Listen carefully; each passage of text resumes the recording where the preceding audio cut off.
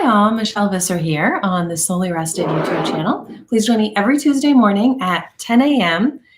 Eastern Time, and we are here chatting about something about encouraging you to get back to a little more simple living, whether that's gardening, making maple syrup, something about our farm animals, something about baking, something about making all natural staples in your kitchen instead of purchasing them. Lots of great stuff every week that we chit chat about. So please join me because it's much more fun if there's someone here actually having a discussion with me than just if I'm outside. It's the barn cats. They always join me, so I'm never alone if I'm outside. But I'm in my kitchen this morning because I thought it was a little more appropriate. Actually, also because my phone, YouTube Live, has some new regulations since last week, and it told me I couldn't use my phone. So I need to research that and find why I had to use my computer. Anyway, you're talking about the dreaded niter that builds up in our maple syrup. If you are a backyard sugar maker and you collect sap from your trees and boil it down to make syrup, it is almost guaranteed have witnessed something called niter. It builds up as we boil, and it's simply a matter of the minerals that are always naturally in the sap running through the trees. It's minerals that the trees need. They're good for the tree. They're good for us. But as you boil the sap, the minerals separate from the other components of the sap. And eventually, depending on a lot of different factors, the time of year, even the kind of trees, the way that you boil it, and most importantly, the way you do or do not filter it. If you don't filter it, you probably have more niter than you do syrup. But last week, if you didn't catch the live last week, I shared a tip that has helped us tremendously with our filtering that really is effective at getting a lot of the niter out of the syrup. And even so, we have niter. I have a couple jars here. I made maple cream. I'll have to do a YouTube live about making maple cream one day soon. My favorite way. In fact, I'll grab it. My favorite way to eat maple by far is this delicious, delicious maple cream. I love it on crackers, like just a saltine cracker. I love it on, my favorite way to eat it is fresh home-baked toast right out of the toaster. Slather some maple cream on it. Oh, now I'm hungry, and I think I'm going to have a piece of that as soon as I get off. So I was making maple cream, and I grabbed quite a few jars out of the root cellar to make the cream, jars of syrup. And I intentionally grabbed these two because I noticed they had, and you might not be able to see it without the backlight coming in, they had a lot of niter in them. So I used the top portion of these pints of syrup, and I left the bottom portion because it's so heavy with niter. And I knew I was doing this live, so I figured I would show you my niter and explain to you what I'm going to do with it. Now, often the niter is a solid layer on the bottom. In fact, I have a picture I'm going to show you.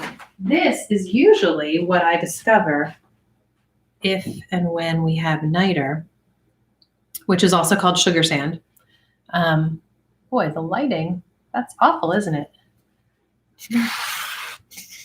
Okay, maybe you can see it here in the measuring cup. It's how do I describe it? Not a solid like peanut butter or like the maple cream I just showed you, but it's definitely a solid usually. I mean, a very moist, wet, runny kind of solid. Like if you poured it out of the measuring cup, it would pour, but very slowly, and you'd have to scrape the end part of it. So typically that's what I have when I've had niter in the bottom of our syrup before. And that I use in baking as I do this. For some reason, this niter is much more liquidy. And my first thought was, oh, this isn't old. It hasn't sat long enough. But no, this is from last year's syrup that we collected and made. So that wasn't it. And then I thought, well, maybe it's because I always refrigerate it after I open it. And this I had just opened right from the root cellar. So I actually put one in the refrigerator and even one in the freezer as a test, thinking maybe that will make the niter get more solidified, but it didn't. So that I don't know the answer to. Typically, this is what I have. I mean, we've only been making syrup for 4 years now. And thankfully, a lot of our runs, because we are so anal about our filtering, and we filter at every single stage possible. We filter from the sap going into the boil pot. We will filter that. And we will filter the boil coming off before it comes into the stove. And then we will filter it off of the stove before it goes into the bottles. And before any of that, we actually run it through the RO, which is a whole different topic that I'll have to tell you about too one day. So anyway, a lot of filtering. So thankfully, we don't always have a whole lot of niter, but when we have a batch of it, it's all the jars that we made that night, however many there were. So typically, the more solid-like niter is what I've had. Let me get a measuring cup and I can show you what this looks like so you can see. But basically, it's just a little bit thicker than syrup. Let's see. And you can just see how cloudy it is. I don't know if you'll be able to see it on the camera, but it's just really cloudy syrup. Nothing wrong with it. You can use it just like you would use regular syrup. Honestly, the only thing I really hate about the niter is I would never give that jar to somebody, a friend or a family member, because they'd be like, ooh, what's in the bottom of your syrup? But as far as taste, absolutely. Tastes wonderful. Nothing wrong with it. But I saved this from the cream because I wanted to show you guys. And what I'm going to do with it, see if you can tell, it's just not the beautiful clear syrup. I'm going to use it in baking. The next cookies that I make, or even biscuits that I make, I'm going to use my niter-filled syrup. If you have the thicker kind, like I showed you in the picture, you want to use it 1-to-1 ratio with whatever your recipe calls for refined sugar. You simply replace it with that thicker niter. If you have what I have here, just the sandy syrup, very liquid form, you want to do something a little different because this is so much liquid, not a solid at all. You want to replace a ratio of 2/3 cup of niter in place of 1 cup of refined sugar. You also have to alter your recipe a little bit and take out 3 tablespoons of any kind of liquid that's in your recipe that you could take out. And the final thing you have to do is decrease your baking time, whether you're using the solid niter or this niter. You want to decrease your baking time by roughly 25 degrees Fahrenheit, just because maple syrup does crystallize a little faster than refined sugar.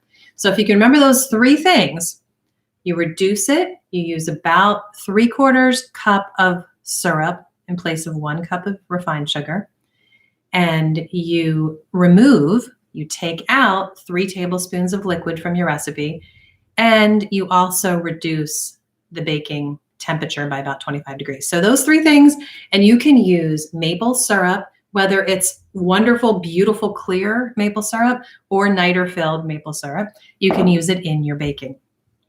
And the easiest way to do it, honestly, is when it's that typical solid layer of niter at the bottom of the jar. 1-to-1 ratio, you're good to go. You can reduce your temperature a little bit when you're baking, but other than that, just like you would do any other recipe, use the niter in place of the sugar. There are other things you can do with niter as well. There is a lovely lady I have made friends with out on the Pacific West Coast, Pamela Williams. She is in my Making Maple Syrup Facebook group. If you're not in that and you're interested at all in the process of making syrup, if you'd like to meet some sugar makers across the country, even around the world, we have some great guys in Europe who are making syrup who get on there and tell us about their experiences. Or if you'd like to know more about baking, we share recipes and tips. Please join that group if you're not in there. And Pamela Williams, as well as a few other wonderful members, are out on the West Coast, and they tap big leaf maples, and they tell us about their experiences with that and how it is quite different, mainly because their weather is very different, what they do to tap. And of course, the trees, also the big leaf maple, is quite different than the sugar maple. So anyway, but Pamela, what I was getting at is that she uses her niter in a lot of different crafts. She makes soap, lotions. I know there's something else, drawing a blank. But there's a lot of cool things you can do with the niter. So join that group and ask away if you want to know some other crafty kind of things to do with your niter. But As for me, I love to use it in baking. It's delicious. And if you want to go on my channel, I wonder if I can pull it up quickly here on my phone. Solelyrested.com. I'll leave a link in the comments. You can go under, come on. There's a tab across the top. Oh, look at that. So on the phone version, there's no tab, huh? Okay, so you can go here, Maple. And that's a slew of information about not only tapping, but you'll find a lot of things about baking as well. There's my favorite cookies ever using maple syrup. Wow, the screen's all whited out, isn't it? The lighting is not the best right here today. How to make maple peanut butter.